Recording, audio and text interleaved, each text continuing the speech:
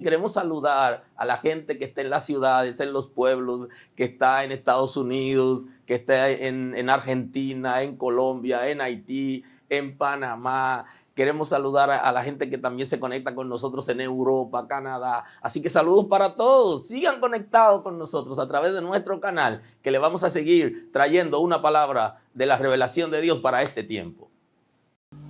Hoy hablamos de la santidad versus la fidelidad de Dios. Y quiero compartir el texto con ustedes en el día de hoy. En la primera carta del apóstol Juan. Juan apóstol 2:15. Primera carta de Juan apóstol, capítulo 2, versículo 15.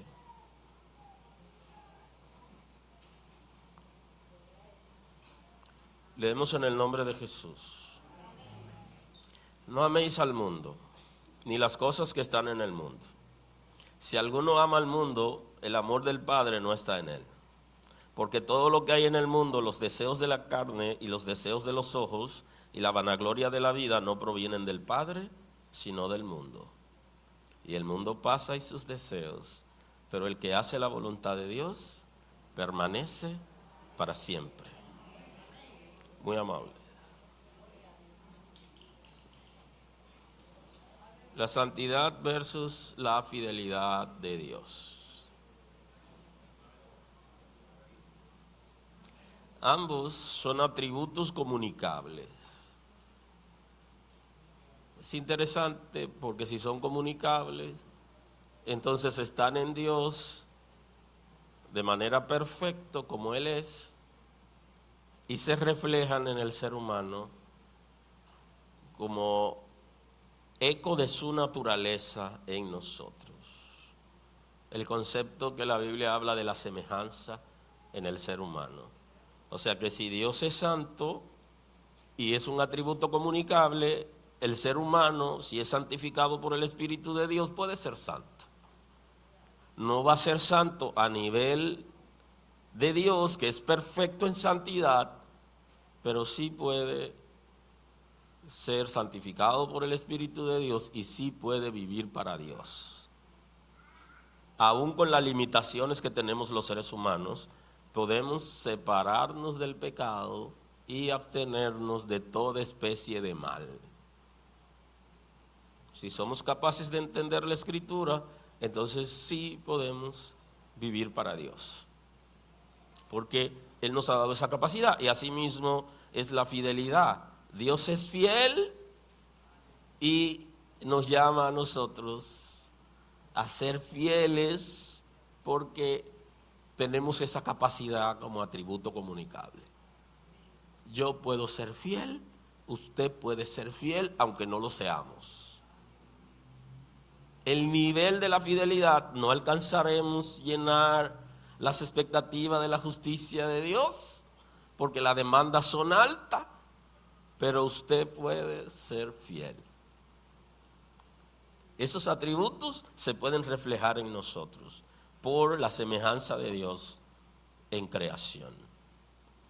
El Espíritu de Dios va a trabajar en nosotros, va a ser un trabajo extraordinario desde nuestro espíritu.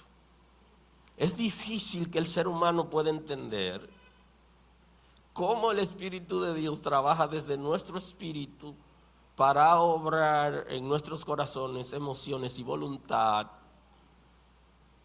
y certificar continuamente por medio de la conciencia lo que está pasando en nosotros. O sea que usted puede darse cuenta el nivel que usted está viviendo por medio de su conciencia.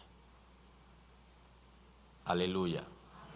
Usted se puede dar cuenta el nivel que usted está ahora mismo frente a Dios, porque el Espíritu de Dios trabaja en mi espíritu y en mi conciencia para decirme qué falta, qué cosa no está bien y qué debo enderezar. Así que si nosotros hacemos un análisis interno, lo que llaman los expertos, una introspección, entonces usted está en capacidad de darse cuenta cuál es su posicionamiento en Cristo y en el reino de Dios. Y eso es importante.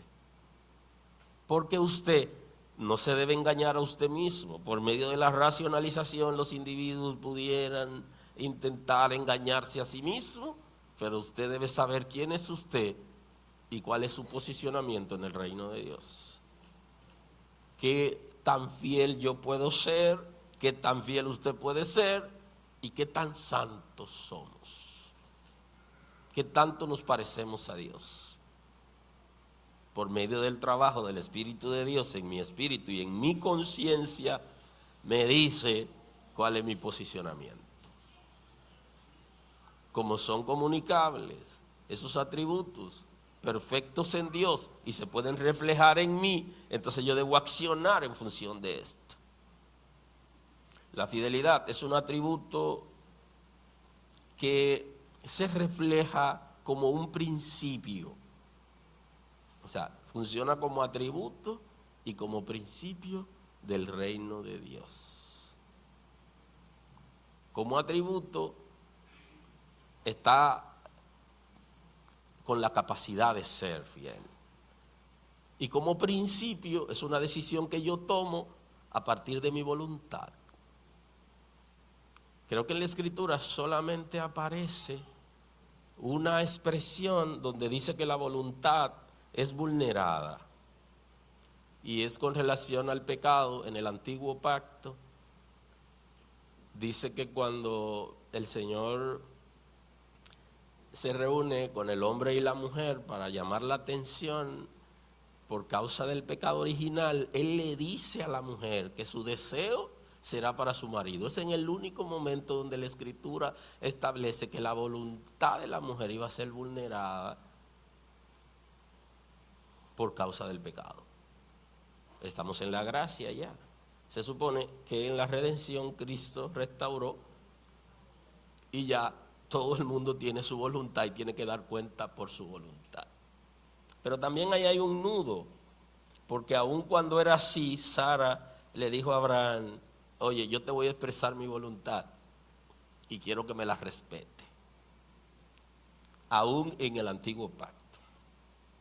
Lo que leen entienden. Aleluya. Los principios están ligados a la voluntad, al intelecto, a la conciencia y al nivel de obediencia. O sea que la fidelidad, ya lo veremos en la próxima serie, vamos a hablar de los principios de Dios. Y ahí veremos la fidelidad como principio. Pero aquí lo estamos viendo desde el ángulo de atributo. Ahora, los principios, incluyendo la fidelidad, están ligados a la voluntad. Lo que yo decido ser y hacer. Esa es mi voluntad. Aquello que se conoce como libre albedrío. La voluntad que no es forzada ni determinada ni al bien ni al mal. Ni por el cielo ni por el infierno. Sino que hay una decisión personal. Y los principios vienen dados por medio de la voluntad. Tú decides lo que quieres ser y hacer. Y nadie te puede obligar. Absolutamente nadie. Porque es una decisión personal que está ligado a tu voluntad. Lo que sea, tú puedes someter tu voluntad a Dios para hacer lo que es correcto. Y tú puedes un día decir: me muero, pero no lo vuelvo a hacer. Esa es tu decisión. Y los principios están ligados a la voluntad porque yo decido. Los principios no se imponen, no se obligan a la gente. La gente se educa, por eso en los principios interviene el intelecto. La gente se educa para que conozca y luego la gente toma la decisión de ser y hacer por sí mismo. Y la conciencia, porque el Espíritu de Dios va a trabajar en el corazón del ser humano y la conciencia y el amor son parte del corazón. y va a trabajar por medio de la conciencia y nos va a decir, tú quieres agradar a Dios, arrepiéntete. Tú quieres agradar a Dios, endereza lo torcido. Realmente tú quieres agradar a Dios, tal cosa. Mire, esa palabra ha sido sembrada. Por eso influye en la vida de principios la conciencia. Que no es lo que la gente oye o cree, sino la intención del corazón que Dios la ve. ¿Cuál es el propósito por el cual está haciendo algo que puede ser bueno, pero la conciencia dice, tu ego te va a matar? Aún haciendo algo bueno, la conciencia me dice a mí, porque conoce la intención por el cual hago eso, aunque lo haga 1000 veces, tu intención no es buena. Y eso le pasó al rey David cuando fue incitado para censar al pueblo. Hasta el general le dijo, rey, es una locura. ¿Cómo va a ser eso? Dios va a trabajar para que tengamos una vida de principio, va a trabajar en la voluntad, en el intelecto y en la conciencia. ¿Por qué en el intelecto? La Escritura dice que la fe viene por el oír. Necesitamos ser educados en la palabra. Por eso hay una estrategia para que los predicadores hagan cuentos, hagan reír a la gente y lo mantengan hablándole de cosas que no son fundamentales para que su intelecto no se desarrolle y no sean fuertes a la hora de vivir principios. Eso es estratégico.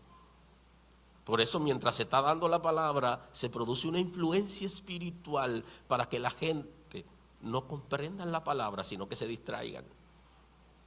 Eso es estratégico, porque la palabra produce, por medio del intelecto, afecta la voluntad. Yo tengo conocimiento y decido lo que quiero vivir. Y tiene que ver la vida de principios, porque yo soy fiel si quiero, y si no quiero no soy fiel. O puedo ser fiel por medio de la circunstancia. Ahora, si es un principio en mí, es un principio, y la palabra es no. ¿Por qué no? Sí, pero explícame. No, yo no, ¿por qué no? Cuando uno está convencido de algo y la gente no entiende, entonces uno se cierra y dice no, ¿por qué no? Y si lo hace doble negación se vuelve positivo, pero ahí hay una afirmación de la negación. Y los principios miden el nivel de obediencia.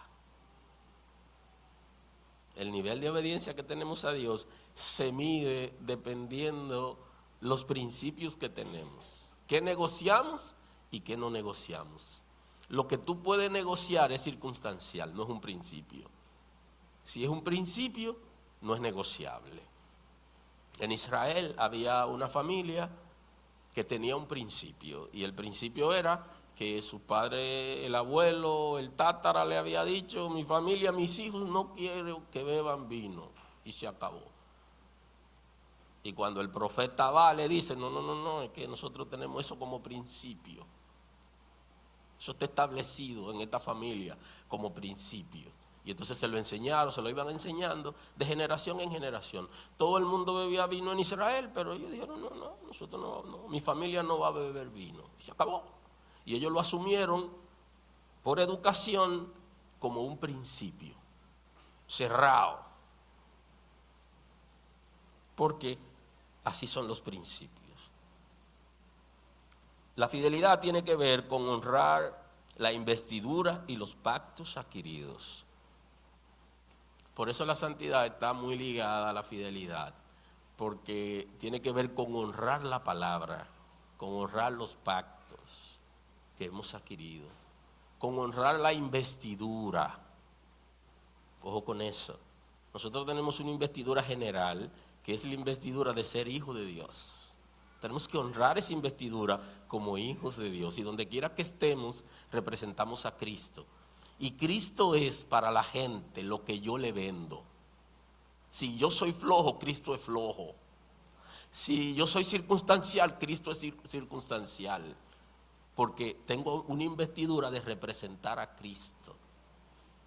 Y la gente no está viendo a Cristo, sino lo está viendo a usted. ¿A qué Cristo está vendiendo? ¿A qué Cristo está representando? Entonces, esa investidura que está en usted, usted tiene que honrarla, y eso es fidelidad. Aleluya. Si puedes honrar la investidura de hijo de Dios, podrás honrar la investidura en cualquier función que el reino te asigne. Pero la primera investidura, y es general, es la de ser hijo de Dios. Yo soy hijo de Dios, yo represento el reino de Dios. Mi Padre es el creador de todo, y hay una investidura sobre mí en la que yo debo negarme a mí mismo y menguar yo para que Él se refleje en mí. Y eso es lo que establece, y eso es fidelidad.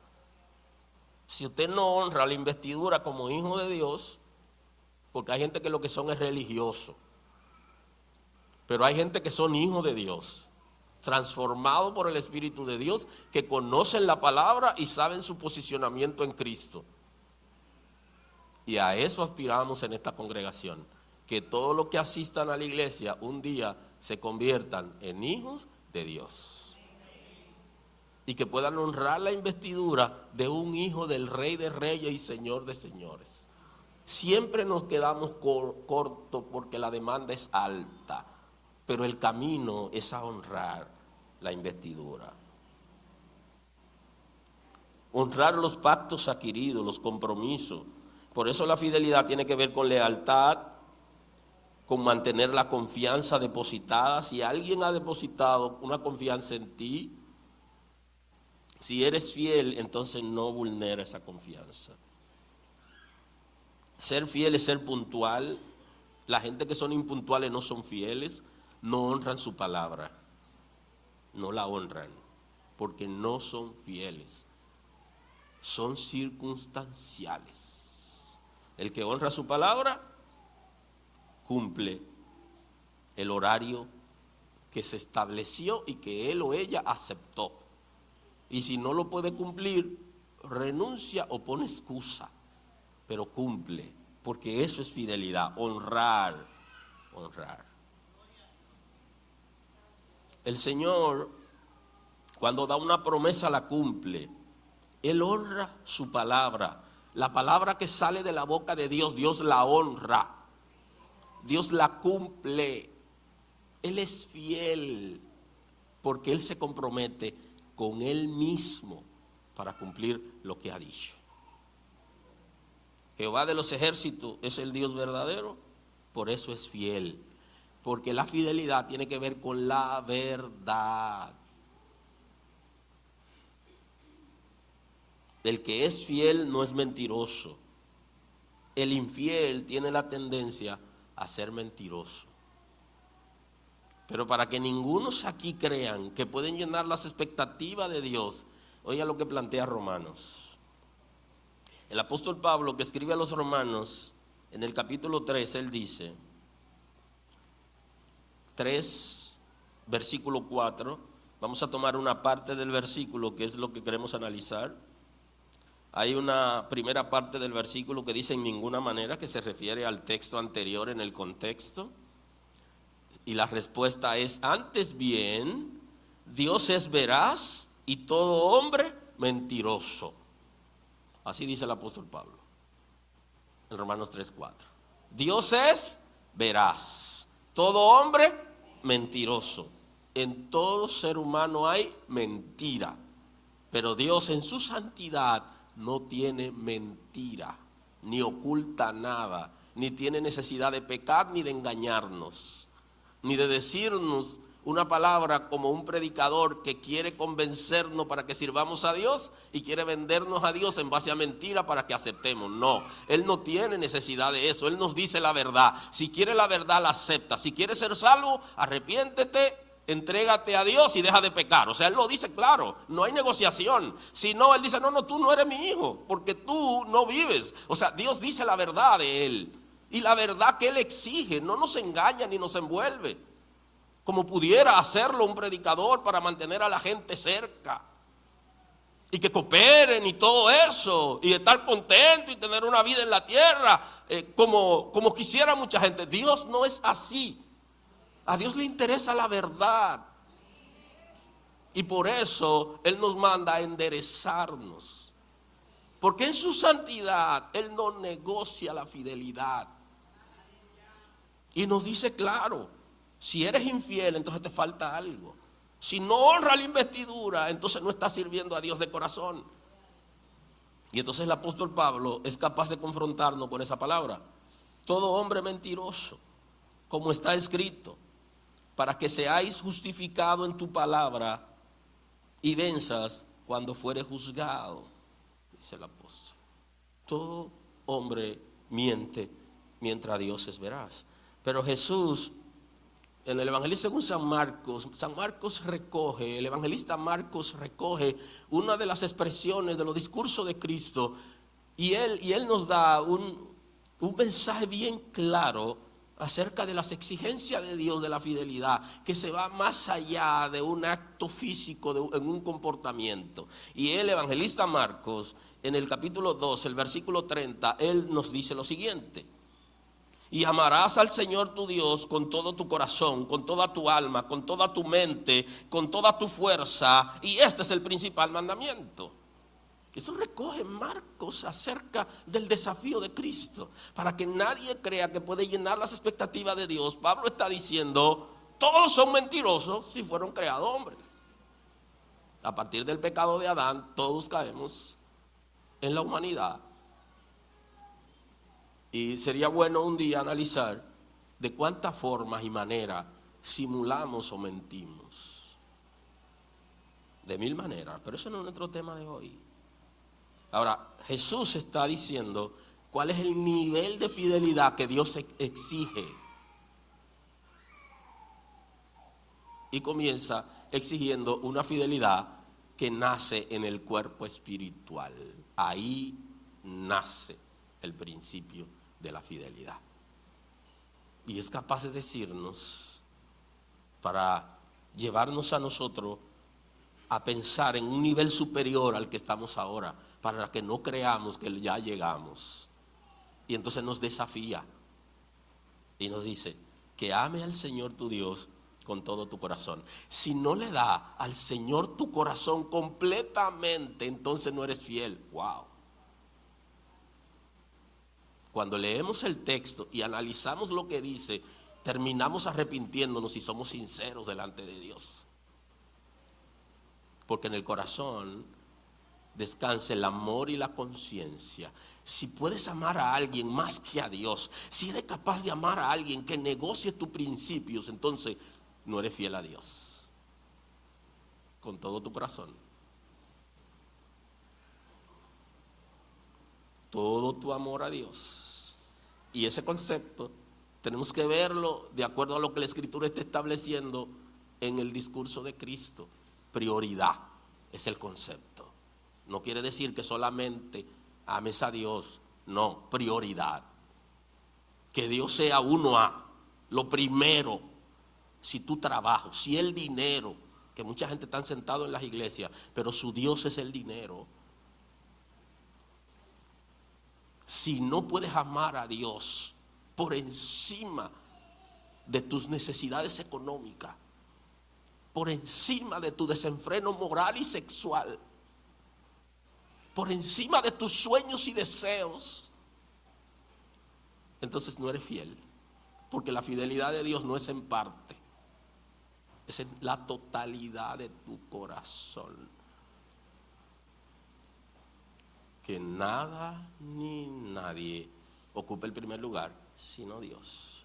Con todo tu corazón, con todo tu amor y con libertad de conciencia, exige la fidelidad de Dios. Por eso las exigencias de Dios son precisas en la Escritura. Para los hijos de Dios,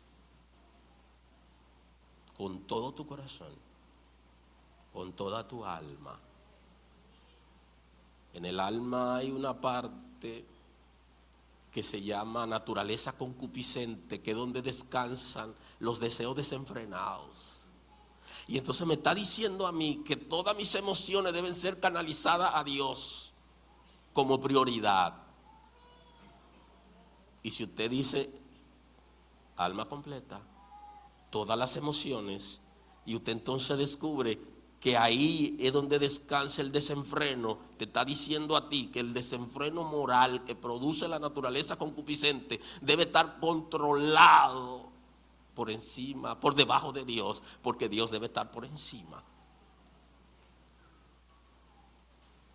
Que lo voluble que somos emocionalmente lo podamos someter a Dios para que Él sea la prioridad. Y el mensaje de hoy no tiene el propósito de asustarnos, pero Dios es santo y Dios es fiel. Y Dios quiere que seamos fieles a Él, y Él exige fidelidad desde el cuerpo espiritual, comenzando por el corazón y las emociones. Que tus emociones sean bien canalizadas. Los expertos hablan de bien gestionada. Que aprendamos a gestionar nuestras emociones. Porque si el Señor no es tu prioridad, si no puedes someter tus deseos desenfrenados al Señor, si no puedes someterlo al Espíritu de Dios, entonces no eres fiel, porque hay un área de ti que no está sometida a Dios, con toda tu mente. Y aquí, sinceramente, si lo analizamos, terminamos convertidos de nuevo. Todos aquí. Porque está planteando que el Señor ocupe el primer lugar en nuestra mente. Y que no demos permiso en nuestra mente al pecado, ni a los deseos desenfrenados. Entonces, Dios está exigiendo fidelidad. Y la fidelidad por eso está ligada a la santidad. Porque el desorden en los pensamientos nos lleva a nosotros a ser infieles, literalmente. Infieles a Dios en la manera de pensar. Porque estamos pensando y aceptando cosas que no están aprobadas en el cielo. Y el Señor dice, tu corazón, tus emociones y tu mente y las estructuras de tus pensamientos. Eso se traduce en conversión. Hemos pecado, Señor, y no te hemos sido fiel. Esa es la palabra. No cabe otra, porque la exigencia de Dios en su santidad y fidelidad es que tus pensamientos sean del Señor y que tú no dejes pasar bajo ninguna circunstancia ningún pensamiento que tropee la santidad y la investidura que hay en ti. Por eso es que Juan Apóstol dice, si alguno ha pecado, abogado tiene para con el Padre. Solo que cambie los patines por un vehículo de motor.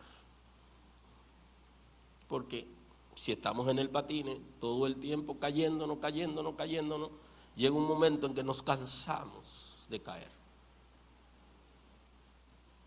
Y entonces la exigencia de fidelidad es extraordinaria.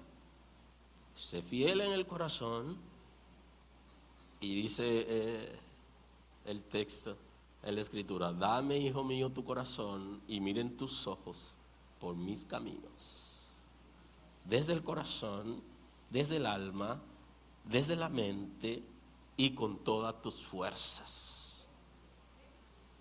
Aleluya. Aleluya. Y hay gente que la juventud no se la dedican al Señor. Con todas tus fuerzas, con todas tus habilidades. Eso es juventud, eso es gracia. Eso es oportunidad. Eso es darle el primer lugar a Dios. Eso es tener prioridad en nuestras vidas. Con todas nuestras fuerzas. Es como lo máximo.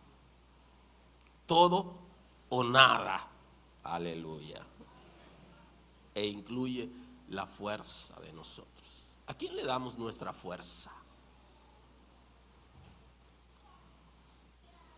Hay gente que hace, o más bien vive, de acuerdo a la ley del mínimo esfuerzo. Y para el reino de Dios es así. Lo mínimo hacen.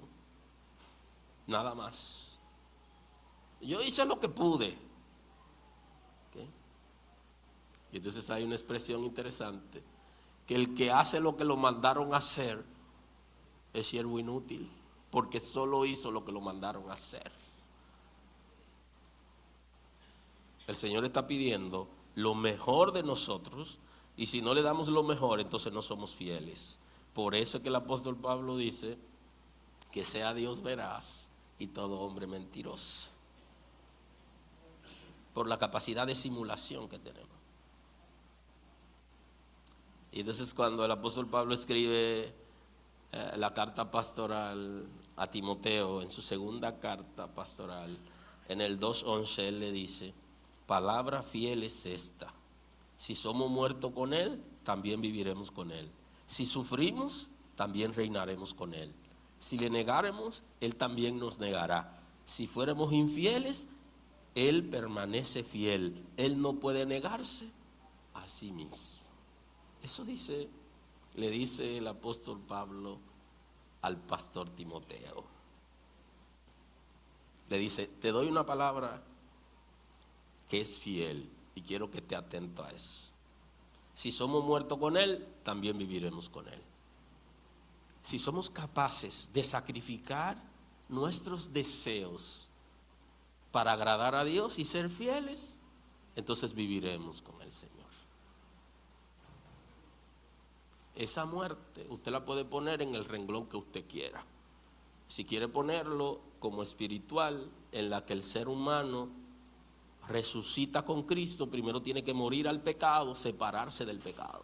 Pero si usted lo quiere poner físicamente, en la que usted dice: yo quiero servir a Dios y ser fiel a Dios, aunque mi vida esté en riesgo, eso también es puntual. Pero si no somos capaces de dar la vida y nuestros deseos para servir a Dios, entonces no seremos fieles. Porque si morimos por Él, si somos muertos por Él, también viviremos por Él. Si sufrimos, también reinaremos con Él. Y no vendemos un evangelio de sufrimiento, pero no le quitamos los sufrimientos a la cruz, porque eso sería un evangelio sin cruz.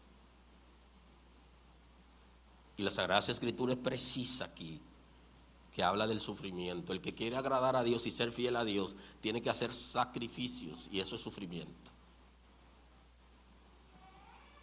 No andamos vendiendo el evangelio de sufrimiento, donde la gente, tú le preguntas cómo está, aquí como Dios quiere, nunca salen de una atadura y de una situación. Eso es otra cosa.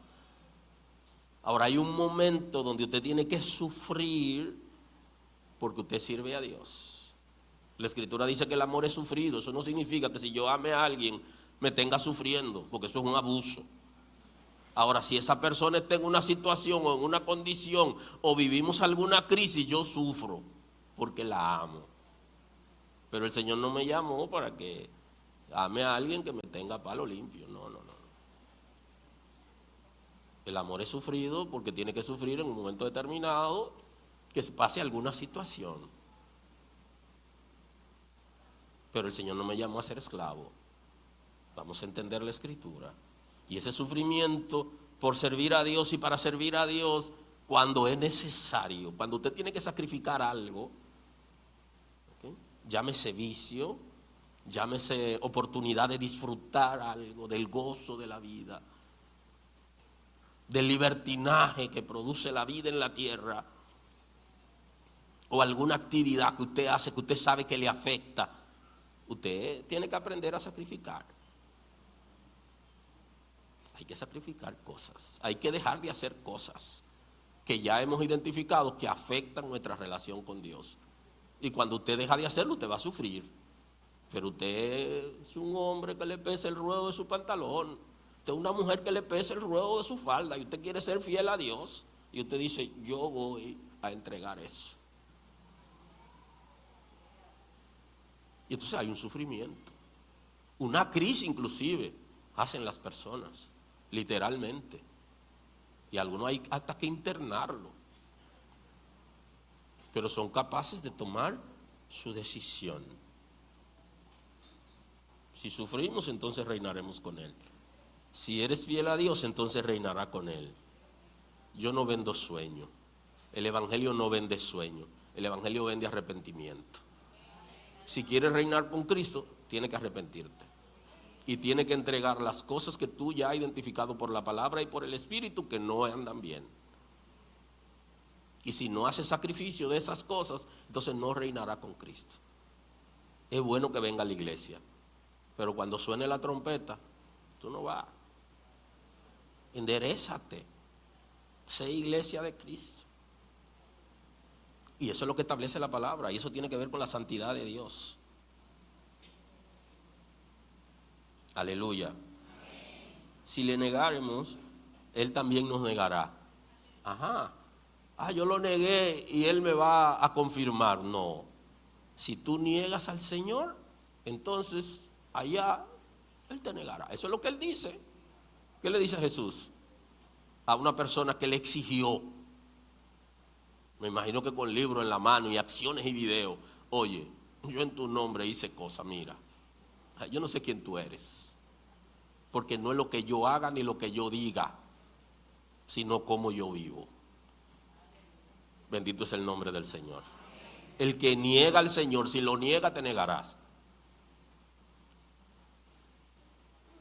Si te avergüenza de Cristo, Él se avergonzará de ti. Por eso el texto dice, no me avergüenzo del Evangelio, porque es poder de Dios para salvación a todo el que cree. Sea judío o sea griego, no importa, gentil o judío, para todos. El Evangelio se ha revelado, la justicia de Dios para salvación. Eso es lo que establece la Escritura, y eso tiene que ver con la santidad de Dios. Porque yo soy como la niña de los ojos de Dios, y a mí Él me va a llevar a un buen lugar aunque yo esté en pecado. Eso no es lo que dice la Escritura. Si niegas al Señor, Él te negará. ¿Y cómo lo negamos? Lo negamos con expresiones, pero también lo negamos con acciones. Yo puedo negarlo con palabras, pero lo puedo negar con acciones. En el momento en que Dios quiere que le demos la gloria delante de los hombres, en ese momento nos agachamos.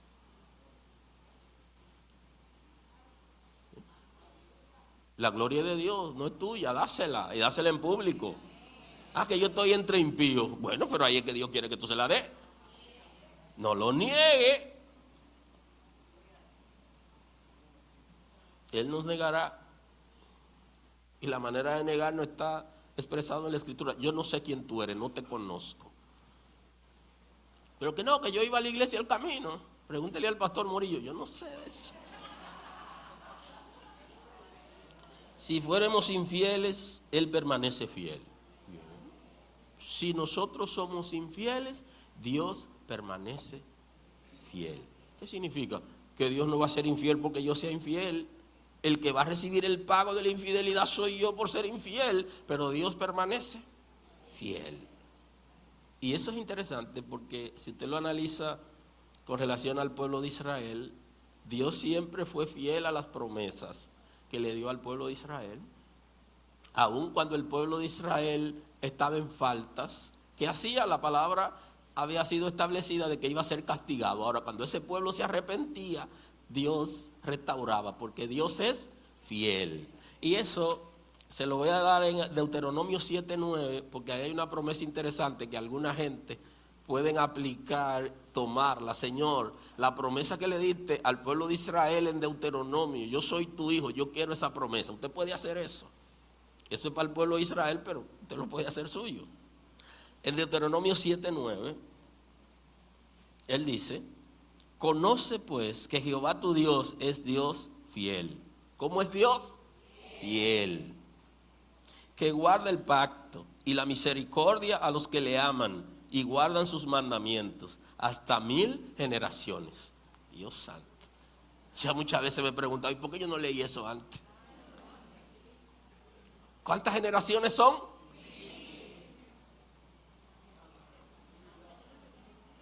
1000 generaciones. ¿Pero qué? ¿A lo carita bonita? No, ahí dice quiénes son. ¿A quiénes? El que guarda la palabra, el que vive la palabra, el que obedece a Dios y enseña a sus hijos a obedecer a Dios y no le permite chantaje ni doblaje a los hijos en su casa. Ese es. Sí, porque si usted quiere que Dios le dé 1000 generaciones en bendición y usted obedece, pero usted no enseña a sus hijos a obedecer y en su casa usted le permite libertinaje, usted es un charlatán también. No. Aquí vive Dios. Y esto se respeta. Y la palabra dice, y te alquila una habitación, pero aquí no.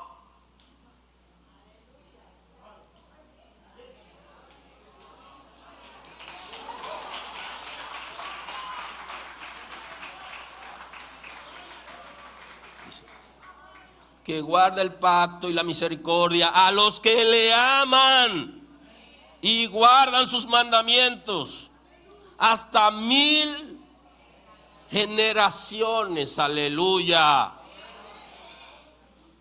Es un padre que se respeta. Es una madre que se respeta, que es fiel a Dios y que le enseña la palabra. Y cuando son adultos, ellos toman sus propias decisiones, pero la casa se respeta. Y entonces esas generaciones sí van a estar cubiertas por el Señor, porque usted la vivió y usted se lo enseñó. Cuando son adultos no se pueden obligar, pero el respeto se exige en el entorno. Hasta 1000 generaciones. Y que da el pago a persona que le aborrece. Ahí sí se complicó la cosa. Porque Dios en su santidad le da el pago a los que lo aborrecen. Él no solamente paga bien a los que le aman y a los que Él pone a trabajar para que no mendiguen. Él paga bien. Y cuidado con eso.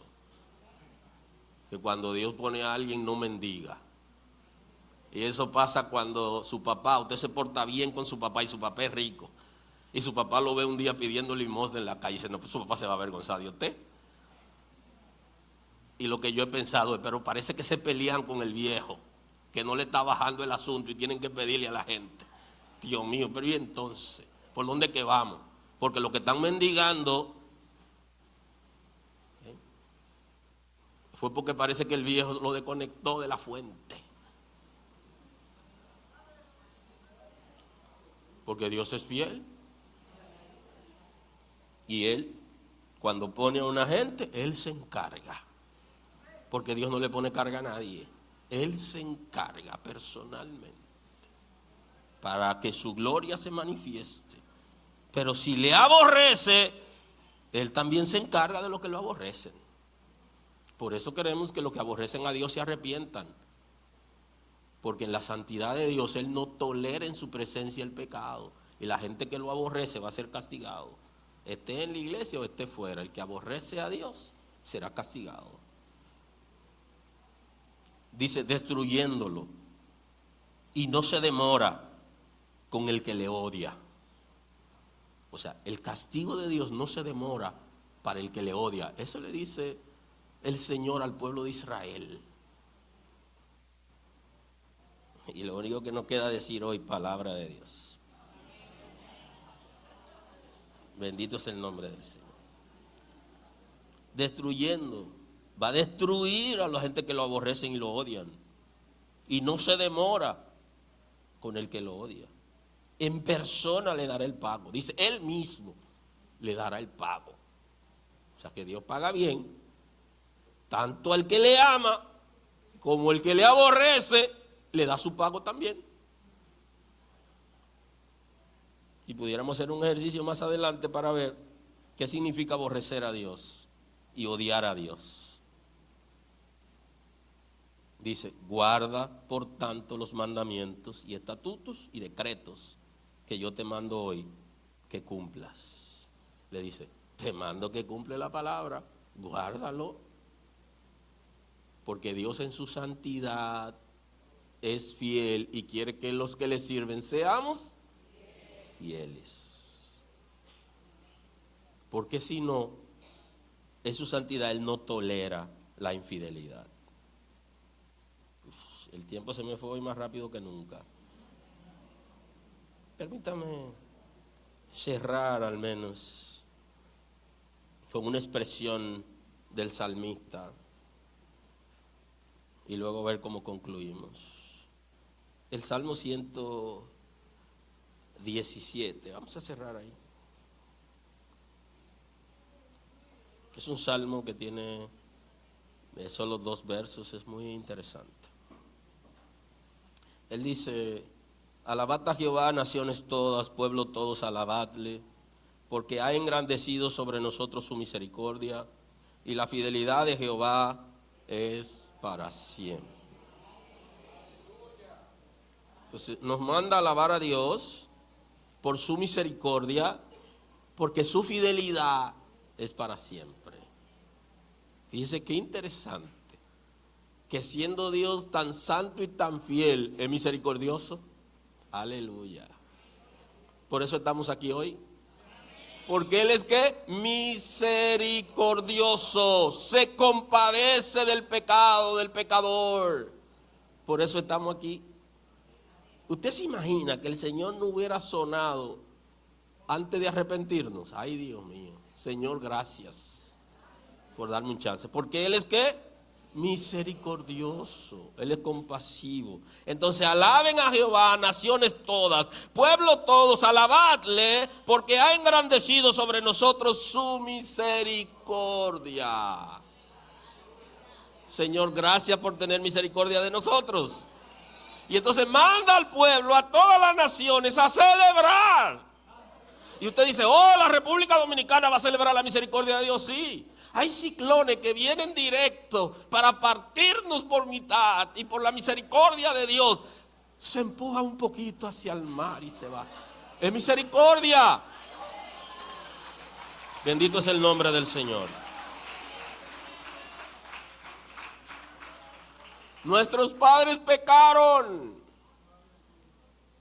y el Señor no nos pagó como nuestros padres, sino que nos dio un chance. Me chanceó Dios por su misericordia.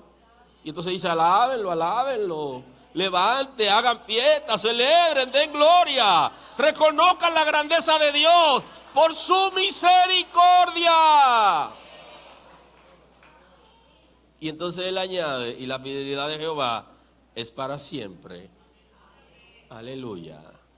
Si tomamos esa partecita y se lo traemos a Deuteronomio, entonces nos damos cuenta que hay una situación, que Él es fiel para los fieles y fiel para los infieles, que Él es veraz para los veraces y que veraz para los mentirosos. Y si Él es fiel y Él dijo que va a cumplir una cosa, la va a cumplir, sea para bien o para mal. De manera que nos llama la atención que la Escritura esté diciendo que le demos alabanza al Señor por su misericordia. Deberíamos alabarlo por su santidad y fidelidad, pero el llamado es que le agradezcamos porque ha tenido misericordia de nosotros. Porque la santidad de Dios produce fidelidad. Su santidad produce fidelidad. Si usted deja que el Espíritu de Dios lo santifique, entonces, y usted es santificado, usted va a producir de manera natural fidelidad. No a la fuerza, sino natural. Porque la santidad produce fidelidad. Bendito es el nombre del Señor. No juguemos al escondido con Dios, porque nuestra conciencia nos exige fidelidad. Y los que juegan al escondido tienen problemas, porque la conciencia lo va a matar. Porque la conciencia nos exige fidelidad. Y ya el salmista también lo está diciendo, que el Señor trabaja con él mientras la noche, durante la noche es la palabra, por medio de su conciencia. Y ya en el nuevo pacto se habla de tener la conciencia tranquila. Aleluya. Tu conciencia tranquila, porque tú has hecho lo correcto y estás viviendo como el Señor manda. Y entonces tenemos tranquilidad de conciencia. Si la conciencia te está traicionando, no va a tener paz. La Escritura dice que no hay paz para el impío, porque el pecado quita la paz. Aleluya. Señor, gracias. Gracias por tu misericordia. Gracias por tu palabra. Gracias, Señor. Que tu palabra fluya en nosotros, produciendo los frutos que ha sido diseñado para producirse en nosotros. Que aprendamos a ser fieles, moderados, puntuales, veraces. Señor, completa tu obra en nosotros. Libremente te pedimos que opere en nosotros y que te perfeccione para nosotros ser como tú has diseñado en tu palabra, y que tus promesas estén con nosotros. Gracias por tu misericordia a nuestro favor, por no pagarnos como merecemos, sino que ha tenido compasión de nosotros. Gracias, Señor. Honor y gloria a tu nombre. Gracias. Dios lo bendiga. Gracias por estar con nosotros escuchando la palabra. Hoy es un buen día para que tomes una decisión para recibir a Cristo como tu Salvador. Nosotros queremos estar contigo y apoyarte en el conocimiento de la palabra. Podemos trabajar contigo un curso de estudio bíblico para que puedas conocer a Dios. Hoy es un buen día.